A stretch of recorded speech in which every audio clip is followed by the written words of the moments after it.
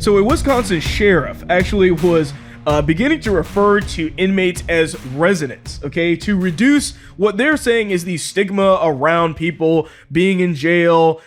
I'm not really understanding where this guy's coming from here. This seems like more excuses for them to try and cover up what is obviously is a criminal, okay? A criminal is a criminal. That's the only way that you're going to be able to explain that. But obviously this guy's a liberal. Like I said, this Wisconsin sheriff, he's wanting to refer to inmates as residents, or another term or phrase that he's wanting to use is those within our care, okay, to reduce the stigma that's normally around people that are convicts and whatnot, because he's saying that they should be treated with dignity, respect, and humanity. Listen, they should be, obviously, to a degree. I mean, within constraints, of course, considering the fact that they did commit crimes to some degree. But at the same time, that doesn't mean that you need to try to rename the words around it to hide what they did. I mean, that's one of the biggest things that you see the left doing these days as well, is once again trying to use language, the change of language, to alter perception, to alter what people think, what they believe when they hear certain types of words. Now, the statement that he made here is that I view this change in name as a way to humanize those who are within our care. First of all, we know they're humans. We know that they're humans.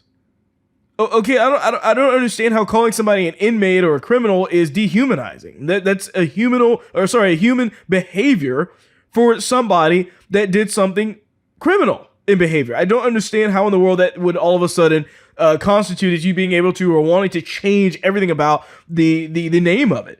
So they said that being called inmates or convicts increases the stigma against them and makes it harder to integrate back into society upon release. Which, of course, they would have a problem doing that just in the fact that it's on their record.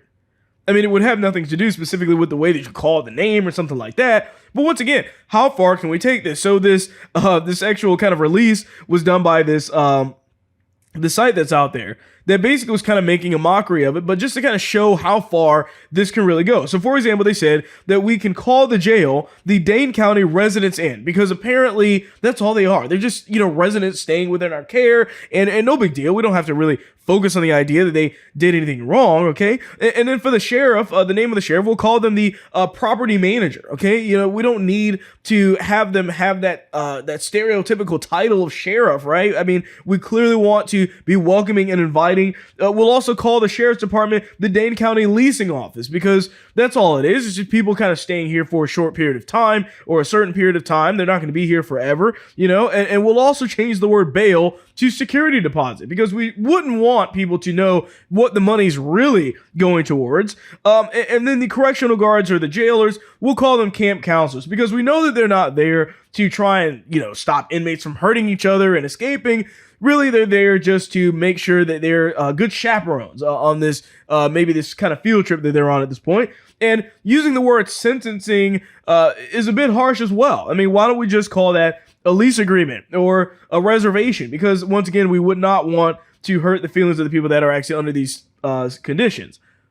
Once again, you can go really far with this, right? But it's going to sound really stupid as you do that, because ultimately you're trying to cover this up. And once again, this never works.